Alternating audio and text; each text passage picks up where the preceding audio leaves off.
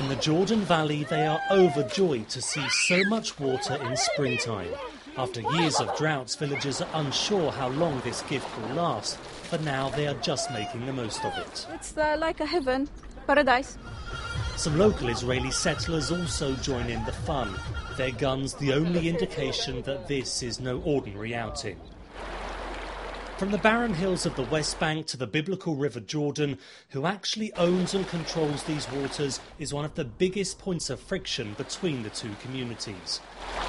The Oslo Accords in 1993 gave Israel a veto on water management. It was supposed to be a temporary arrangement. The Israeli government has long been accused of using the Accords to block Palestinian attempts to drill for water. Water that is desperately needed, not just here in the Jordan Valley, but right across the West Bank. Faisal is one of many farmers who have given up on their land because the water stopped flowing.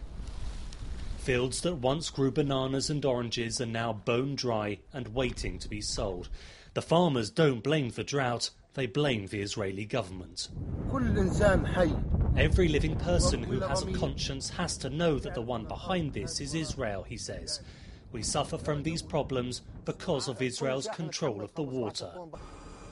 Locals claim the water levels dropped after a well was built for the nearby settlement. Their watered fields and green gardens breeding yet more resentment.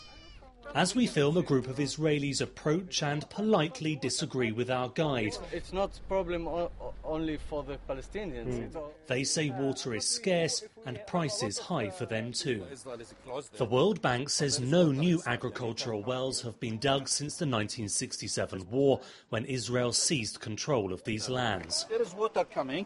It's pouring inside. Some, like this one, were capped by the Israelis and they won't allow a new pump to go in. Oslo was an interim agreement for 3 to 5 years. Now it is 18 years. Israel's water authority disputes these claims and points to Palestinian wells that have been granted licenses but never used. It's very clear that the Palestinians' claims against Israel are not supported by the fact, and their motivation is clearly political.